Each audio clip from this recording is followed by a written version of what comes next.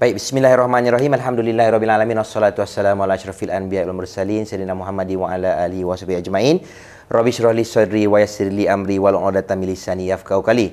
Assalamualaikum warahmatullahi wabarakatuh. Salam sejahtera, selamat petang saya ucapkan kepada para penonton yang menonton video daripada Pusat Informasi Negeri Selangor, dan seperti biasa anda bersama saya Azman Kamarudin, dan pada petang ini kita ada seorang tetamu khas yang pada PINS kita cukup-cukup bertuah kerana kita dapat temu bual bersama insan ini, individu yang mengemudi pentadbiran, mengetuai pentadbiran di Negeri Selangor bersama-sama dengan kita, yang Pak Muhammad Datuk Seri Amiruddin Syahri. Apa khabar Datuk Seri? Alhamdulillah sihat. Alhamdulillah ya. Ini merupakan Menteri Besar Selangor yang termuda di Malaysia, dan hari ini berikutan belanjawan Negeri Selangor yang telah pun dibentangkan di Dewan Negeri Selangor pada 26 November yang lalu, dan pada minggu ini dibahaskan di peringkat dasarnya, dan pada minggu hadapan akan dibahaskan di peringkat jawatan kuasa. Okey, dan berikutan pembentangan belanjawan Selangor 2022 ini terdapat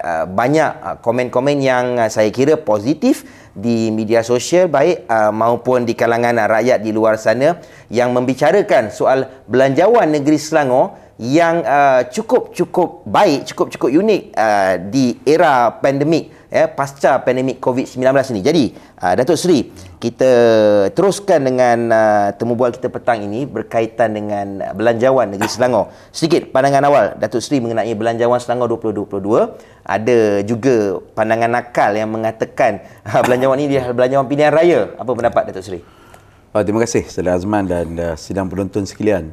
Alhamdulillah, dalam segala cabaran yang kita hadapi, kita dapat membentangkan belanjawan yang seimbang daripada segi fokus dan penumpuan, dan juga daripada segi planning dan perancangan.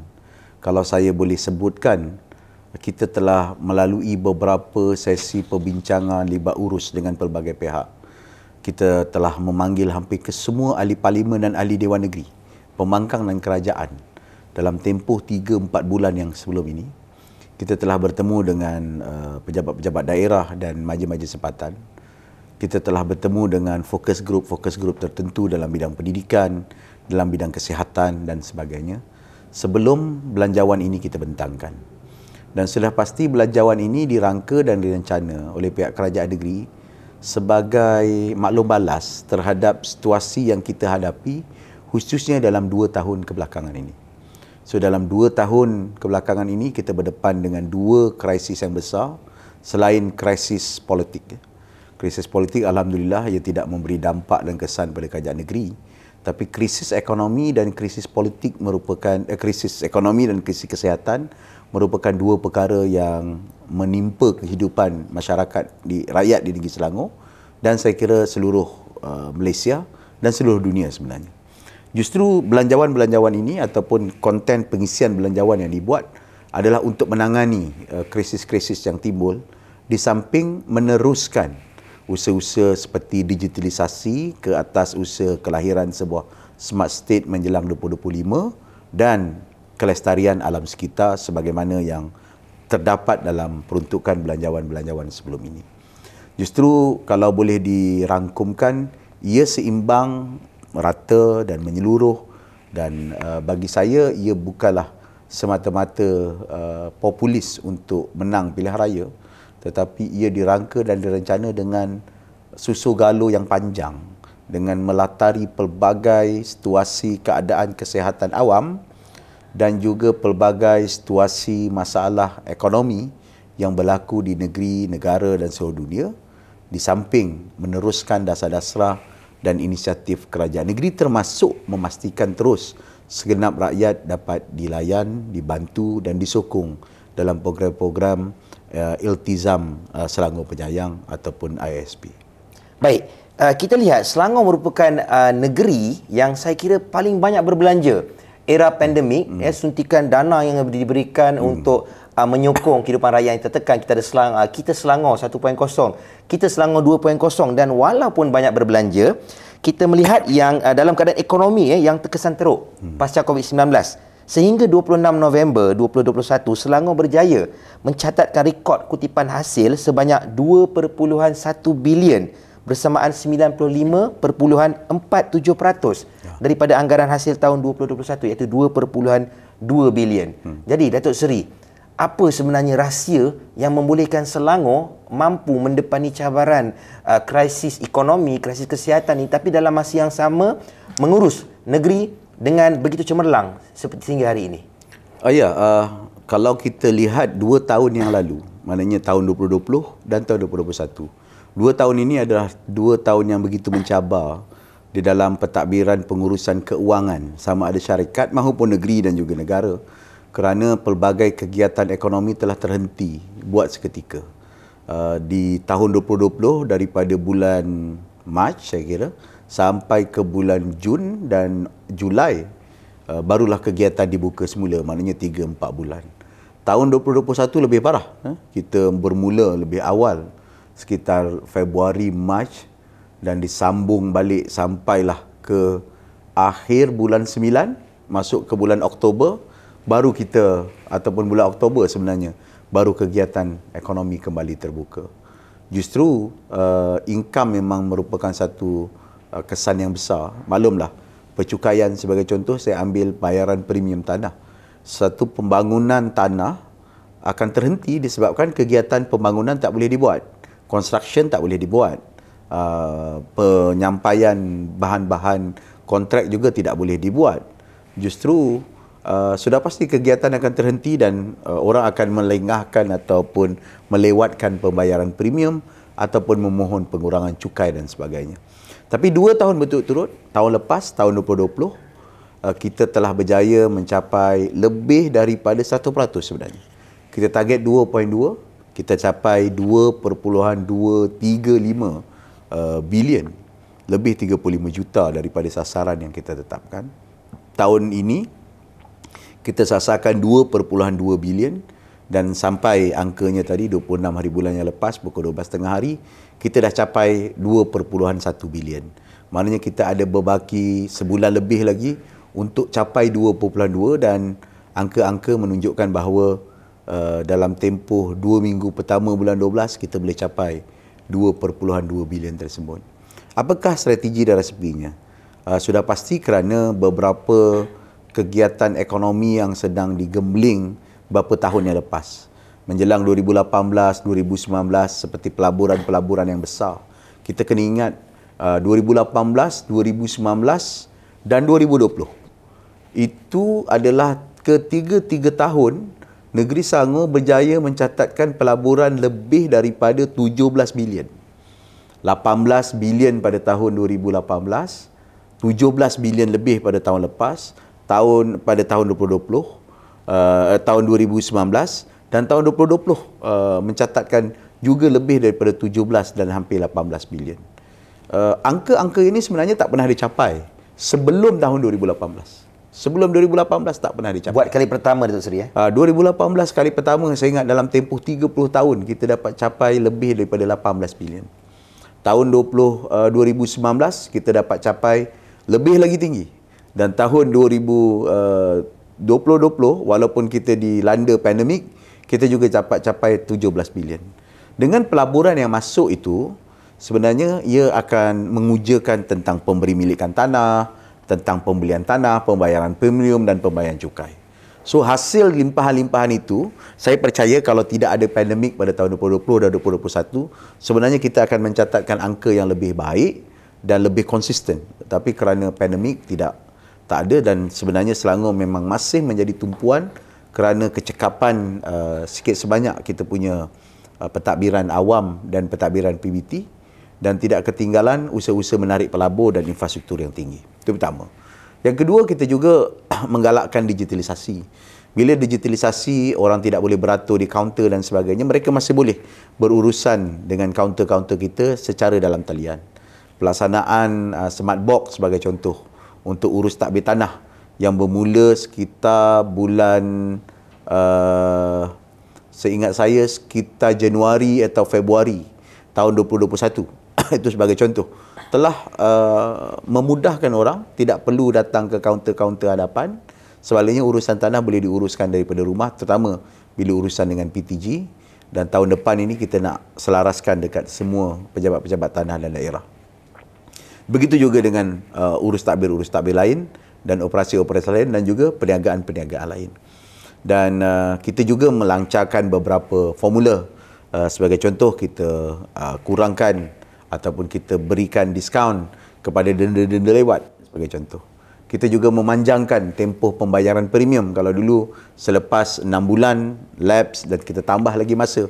Ini semua strategi-strategi yang dirangka secara konvensional. Ada juga dengan kaedah-kaedah baru dan juga ada kaedah-kaedah yang kreatif lah ya, untuk memastikan hasil terus dapat. Tetapi pokok pangkalnya, ulasan pertama saya tadi, Selangor merupakan negeri tumpuan sebagai negeri penggembling utama dan juga pengupaya utama ekonomi negara. Kita terus menjadi tarikan dan kestabilan politik yang ada pada negeri juga menjadi kemudahan kepada rakyat dan juga pelabur-pelabur untuk datang. Mereka tak bimbang kerajaan bertukar tangan besok, minggu depan dan sebagainya. Tapi yakin dengan kepimpinan sedia ada sekarang, at least untuk sampai penggal ini dan untuk mendapatkan mandat baru pada pilihan raya akan datang. Baik Datuk Seri, tema ya tersendiri yang diperkenalkan untuk tahun ini, Kita Selangor Negeri Tahan Uji Mengangkat Martabat Insani. Sedikit Babi mengenai tema ini. Ini dua kerangka besar yang terkandung dalam belanjawan ini. Sebab pertamanya kita nak sebut negeri tahan uji. So itulah sebabnya saya kata ia adalah maklum balas dan respon terhadap sekeliling masalah kita.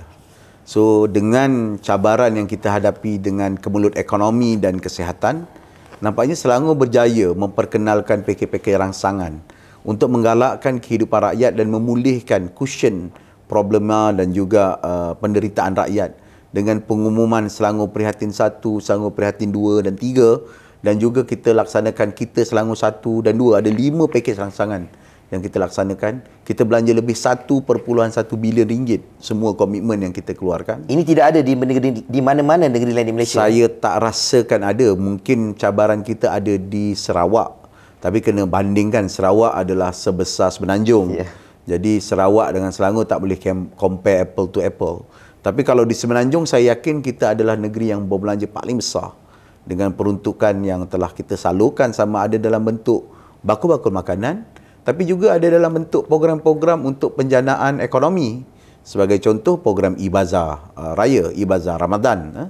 Sebagai contoh, kita juga memberikan moratorium untuk semak sewa, pemberian data rakyat Selangor. Itu semua kita laksanakan dalam pakej-pakej yang kita buat. Dan ia adalah dalam usaha kita untuk melahirkan sebuah negeri tahan uji. Tahan uji bagaimana? Maknanya ketika krisis ekonomi, kita berdaya tahan untuk terus hidup dengan segala kemudahan digital, dengan kemampuan keuangan dan reserve yang selamat. Bila saya ambil alih kepimpinan pada tahun 2018, reserve kita 2.1 bilion. Dan hari ini, reserve kita dah jadi 3.1 bilion. So reserve tu guna bila? Ketika krisis seperti inilah. So kita boleh gunakan simpanan-simpanan kita dalam tabung-tabung kita yang tertentu untuk apa? Untuk melaksanakan program-program dengan segera sampailah kepada menguruskan bencana, menguruskan PKP ataupun PKPD, hinggalah kepada urusan pembelian vaksin. Itu semua digerakkan dengan unsur kedudukan keuangan kita yang stabil dan kuat. Dan negeri tahan uji juga kita nak uji, kita tawarkan dengan aspek-aspek kesihatan. Aspek kesihatan menjadi perkara penting ketika pengalaman kita 2 tahun lepas. Rupa-rupanya kita agak terabai aspek kesihatan awam. Dan bila pandemik berlaku, baru kita sedar rupanya ekosistem kesihatan awam kita itu tidak cukup sempurna. Ia harus meneliti bagaimana pengalaman negara-negara luar. Thailand sebagai contoh, yang mempunyai 1 juta sukarelawan kesihatan dan sukarelawan di seluruh negara. Mereka menggerakkan sukarelawan-sukarelawan ini untuk apa? Untuk mengubah paradigma dan kehidupan masyarakat serta mentaliti masyarakat. Pandemik, isunya adalah mentaliti dan sikap. So kalau kita tak mengubah sikap, akhirnya kita akan menambah orang di dalam hospital. Sikap social distancing, sikap untuk membuat imbasan QR code, contact tracing, sikap untuk memakai pelitup muka. Ini semua adalah perkara-perkara yang terkandung di dalam pengalaman sikap dan kita kena adaptasi. Sebab itu program kesihatan awam kita agak besar, termasuk membuat saringan, termasuk membuat saringan kesihatan dan sebagainya, ya.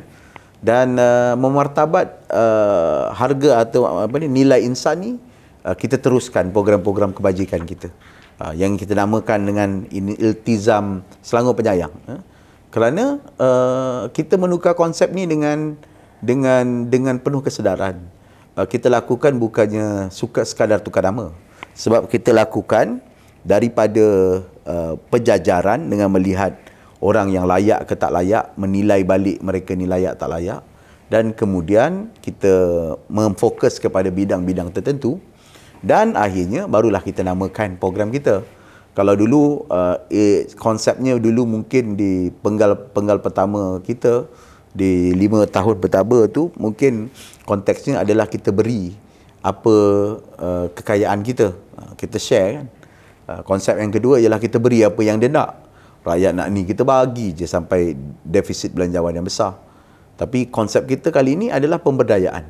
Sebab itu konsep penyayang tu kita tekankan dengan iltizam. Iltizam ni maknanya azam yang kuat, keinginan yang tinggi.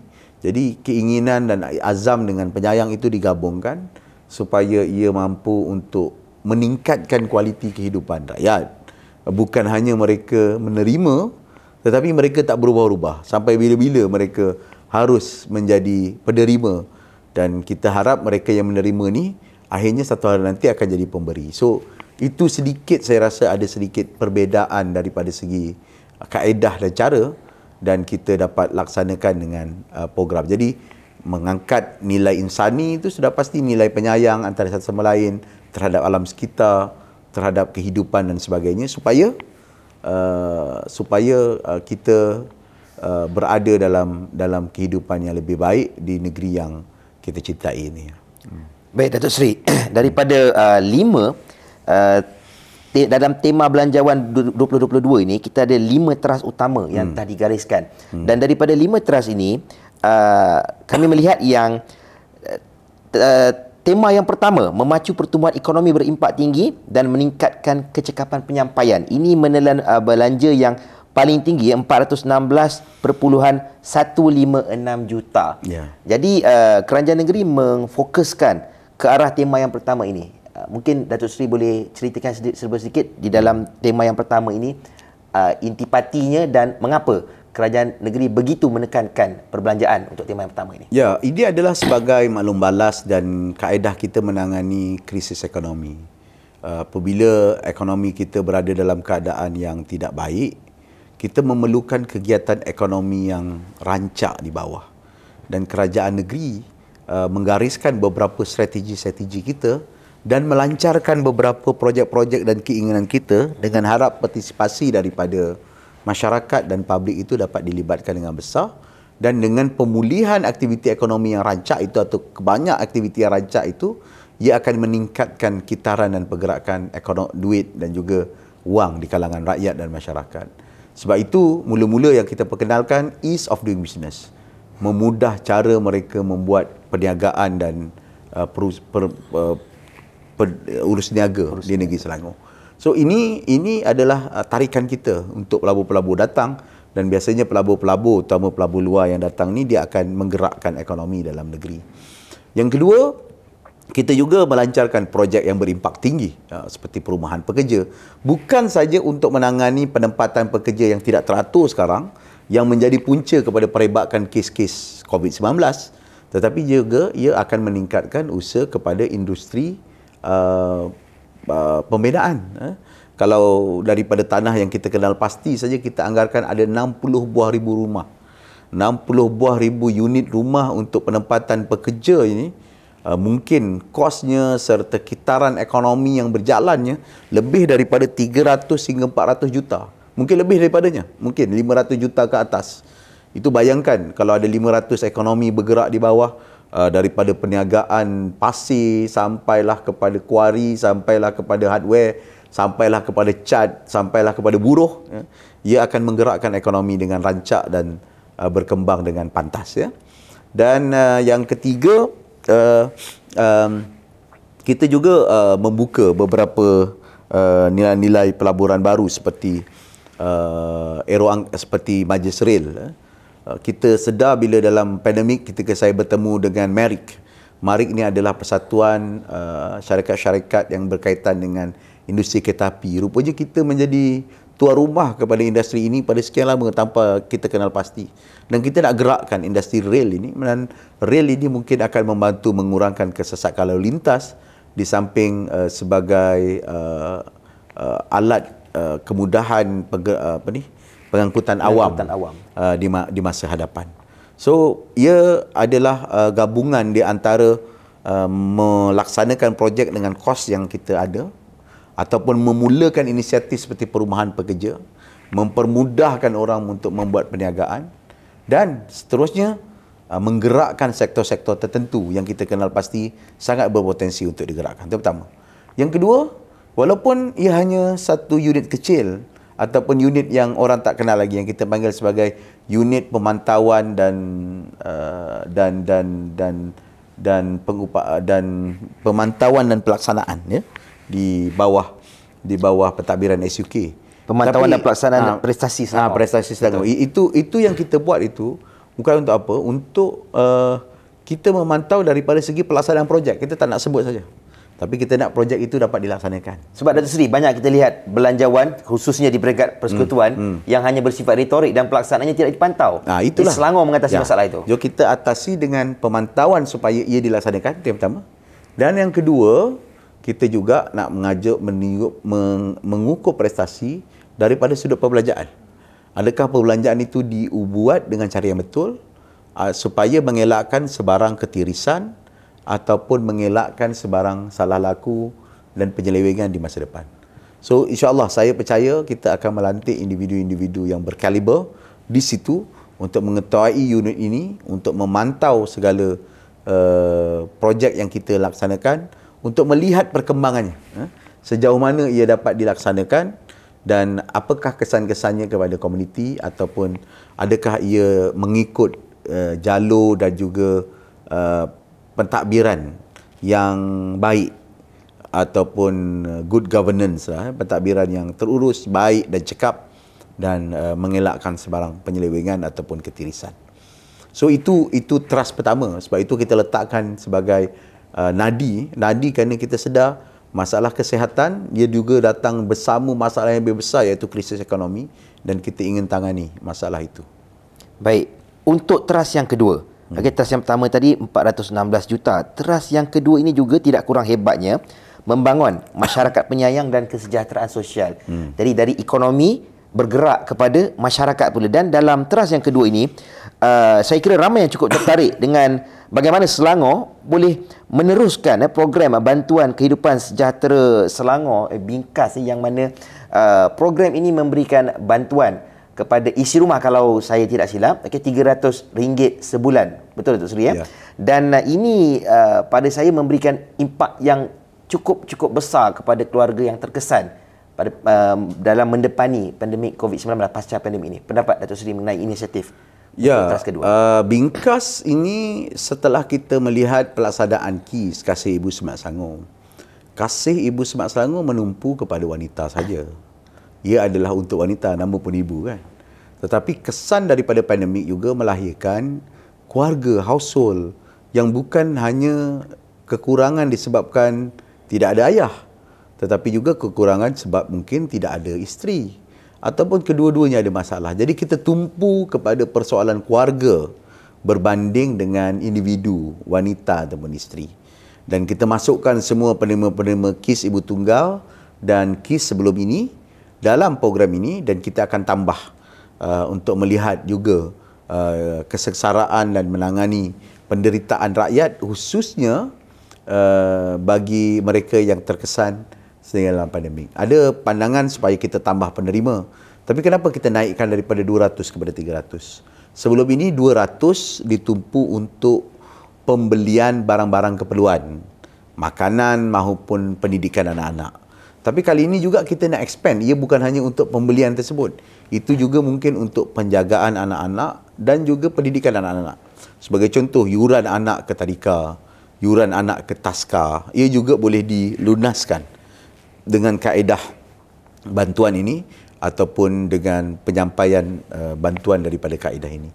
Supaya kehidupan rakyat itu dapat ditangani dan ditahan daripada kesan pandemik ini, tapi dalam masa yang sama ada peluang ekonomi kerja. Bila kita gerakkan ekonomi, peluang pekerjaan saya percaya akan banyak. Tapi bila nak bekerja ada kekangan tertentu. Selama setahun ke depan, bekalan mereka habis, simpanan KWSP juga mereka habis. Jadi simpanan bantuan-bantuan yang kita berikan ini mengurangkan kesan-kesan tersebut untuk anak-anak ini dapat hidup dan dapat keluarga ini dapat meneruskan kehidupan. Baik, teras pertama dan teras kedua ni saya lihat ia banyak berkisar mengenai bantuan ekonomi dan keluarga. Jadi proses untuk kelulusan bantuan ini, adakah ianya rumit dan perlukan pelbagai syarat? Kerana yalah, Datuk Seri mungkin ada baca di media sosial tular dalam sehari dua ini mengenai isu bantuan dari Datuk Seri Rina Harun yang mengatakan yang bantuan RM1,000 jadi RM500, perlu bayar pula pada agensi yang bagi taklimat pemasaran dan sebagainya, dan ini menekan golongan penerima bantuan itu. Jadi adakah di negeri Selangor ini proses penyampaian untuk penerima-penerima ini mudah ataupun terdapat syarat-syarat yang merumitkan seperti mana di peringkat persekutuan? Ya, kita percaya, kita berpengalaman sejak beberapa tahun yang lalu, dan antara pengalaman kita ialah melaksanakan pemberian bantuan secara terus. Sama ada dalam bentuk barangan ataupun dalam bentuk kewangan seperti KIS dan KIS Ibu Tunggal. Kita beri bantuan SMUE sebelum ini dan sebagainya. Dan saya percaya kita mempunyai formula yang baik, yang cekap, dan mempunyai formula untuk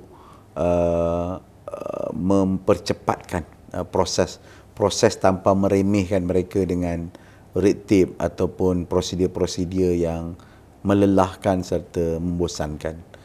Itu memang salah satu daripada kaedah kita ataupun pentadbiran ini cuba perkenalkan, dan sebab itu kita letakkan target menjelang bulan Februari kita akan mula laksanakan program ini, sebab ia memerlukan integrasi data di antara data KIS dan juga data bingkas yang baru yang akan kita laksanakan menjelang Februari tahun depan. Baik, jadi Datuk Seri telah pun menyentuh tadi soal kesihatan awam, iaitu yang teras ketiga telah disentuh, dan agenda digitalisasi.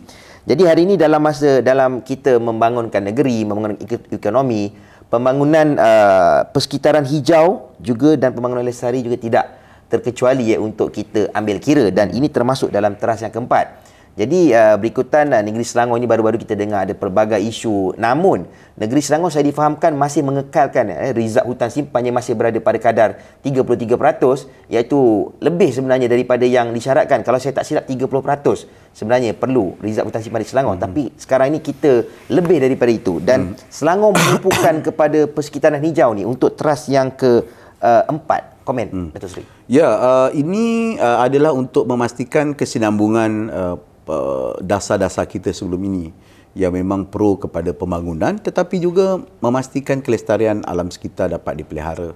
Sebab itu kita telah memastikan sentiasa agar penyimpanan ataupun hutan simpan kita kekal 30% atau lebih daripada keseluruhan tanah di negeri Selangor. Dan selepas membuat beberapa penggantian tertentu, melaksanakan projek-projek seperti tanaman dan sebagainya, kita masih mempunyai 31%, dan ini peningkatan daripada angka sebelum ini, yang saya percaya itu menunjukkan konsistensi kita dalam menangani isu alam sekitar dan pemeliharaan hutan sebagai salah satu daripada akar dan juga salah satu daripada petunjuknya. Kedua, kita juga laksanakan supaya beberapa projek-projek mesra alam dapat dilaksanakan. Di bawah Yang Berhormat YB Loy Sian sebagai contoh, kita meletakkan beberapa inisiatif supaya geran-geran dapat diserahkan kepada organisasi dan juga komuniti yang dapat melaksanakan program-program teknologi hijau seperti solar dan waste to energy yang merupakan salah satu daripada usaha kita menangani masalah pencemaran alam sekitar dalam negeri dan negara kita, termasuk penggunaan beg plastik single use ataupun sekali guna. Itu kita nak elakkan. Maknanya kitar semula dan sebagainya itu dilaksanakan. Dan program seperti program penanaman pokok. Di tahun 2019 saya melancarkan program tanam pokok dalam bandar. Compare kita menanam pokok dalam hutan. Sebab kita nak juga supaya kawasan bandar kita dihijaukan dengan pohon-pohon dan pokok yang rindang. Bukan saja sejuk tetapi memastikan cukup pengudaraan ozon atau oksigen kepada kita dan dapat memelihara masa depan bumi daripada musnah disebabkan oleh masalah pencemaran ataupun global warming yang merupakan keprihatinan kepada masyarakat dunia. Baik, menutup Belanjawan Selangor 22, Datuk Seri juga membuat satu pengumuman yang pada saya mengejutkan. Belanja peruntukan sama rata kepada ahli parlimen pembangkang juga, walaupun tidak memerlukan MOU. Jadi Datuk Seri, apa sebenarnya rasional di sebalik tindakan itu? Begini ya, bila kita laksanakan, dulu kita kerap kali memohon di peringkat federal untuk diberikan peruntukan yang adil, kerana wakil-wakil rakyat ini adalah dipilih oleh rakyat. Bila dipilih oleh rakyat, peruntukan, keistimewaannya sepatutnya sama. Adalah tidak adil kalau mereka tidak diberikan. Tetapi layanan itu tidak diberikan di peringkat federal kepada wakil-wakil rakyat kita. Mereka dapat kosong dan wakil-wakil rakyat kerajaan dapat 3 juta. Ini satu perkara yang sangat obvious berbanding dengan negeri Selangor lah. Tapi negeri Selangor adalah negeri pertama sebenarnya bila kita beri awal, tapi walaupun tak sempurna, cukuplah. Kita berikan 150,000, yang lainnya dia akan dikawal oleh penyelaras untuk kawasan-kawasan pembangkang, dan bagi wakil rakyat kerajaan akan diberikan peruntukan tertentu lah. So pada tahun ini bila saya lihat federal government dengan disebabkan oleh MOU, tapi tak apalah, dengan disebabkan oleh MOU mereka laksanakan. Jadi saya percaya itu adalah amalan baik yang patut diteruskan. Jadi kerajaan negeri memulakan dengan meningkatkan peruntukan kepada mereka yang nilai dia 150 kepada 400,000, dan saya dimaklumkan federal akan menambah 400,000. Sebab itu yang saya dimaklumkan oleh Ketua Pembangkang selama ini. So kalau maknanya begitu, mereka dapat peruntukan yang sama adil, kerana kita tak dapat 400,000 daripada kerajaan pusat itu.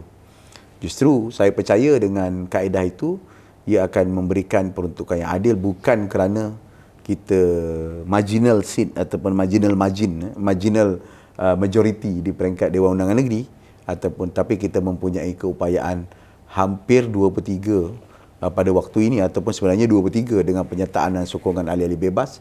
Sebenarnya kita ada 2/3 pun kita mampu untuk memberikan peruntukan yang sama adil kepada wakil rakyat pembangkang, walaupun tak sama dan sama banyak sebagaimana yang diimpikan. Tapi kalau semuanya berjalan, saya rasa saya tak ada halangan untuk memberikan peruntukan yang sama adil kepada mereka.